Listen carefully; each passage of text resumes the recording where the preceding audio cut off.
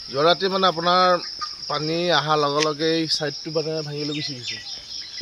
পূৰা foot pressure পোৱাৰ লগে লগে এই আধা পকী ৰাস্তা মানে প্ৰায়খিনি গুচিয়ে গ'ল আৰু।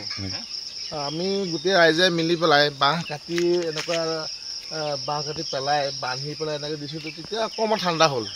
নহ'লে যদি এই বাঁহ কাটি নিদিয়া হয় গোটেই মানে পকী ৰাস্তা ভাগি নষ্ট হৈ গ'ল হয়। এই ঠাইডোখৰ কি হয়? কিকুৰিবাৰী। ৰাইজক চৰকাৰক বহুতবাৰ দৰখাস্ত দিলোঁ, ফটো মাৰি দিলোঁ।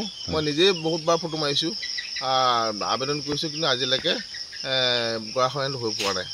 কিমানমান মানুহৰ ক্ষতি হ'ব পিনে? এইখিনিতো আপোনাৰ 150 মানুহৰ ক্ষতি হ'ব, 150 বেছি হ'ব। কলাইখোৱা চলাইখোৱা মিলি মেলি 300-400 মানুহৰ ক্ষতি হ'ব।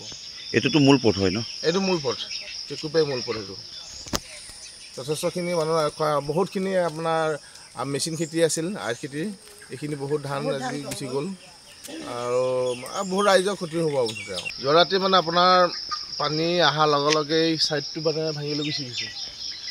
পূৰা ফুট প্ৰেছাৰ পোৱাৰ লগে লগে এই আধা পকী ৰাস্তা মানে প্ৰায়খিনি গুচিয়ে গ'ল আৰু।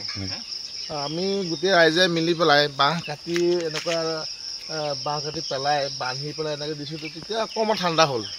নহ'লে যদি এই বাঁহ কাটি নিদিয়া হয় গোটেই মানে পকী ৰাস্তা ভাগি নষ্ট হৈ গ'ল হয়। এই ঠাইডোখৰ কি হয়? কিকুৰিবাৰী। ৰাইজক চৰকাৰক বহুতবাৰ দৰখাস্ত দিলোঁ, ফটো মাৰি দিলোঁ। মই নিজেই বহুতবাৰ ফটো মাৰিছোঁ, আবেদন কৰিছোঁ, কিন্তু আজিলৈকে গৰাখহনীয়া হৈ পৰা নাই। কিমানমান মানুহৰ ক্ষতি হ'ব পিনে? এইখিনিতো আপোনাৰ 150 মানুহৰ ক্ষতি হ'ব, 150 বেছি হ'ব। কলাইখোৱা চলাইখোৱা মিলি মেলি 300-400 মানুহৰ ক্ষতি হ'ব। এইটোতো মূল পথ হয় ন? এইটো মূল পথ, কিকুৰিবাৰী মূল পথ। এইটো যথেষ্টখিনি মানুহ, বহুতখিনি আপোনাৰ মেচিন খেতি আছিল, আৰ খেতি, এইখিনি বহুত ধান আজি গুচি গ'ল আৰু বহুত ৰাইজৰ ক্ষতি হ'ব মুঠতে আৰু।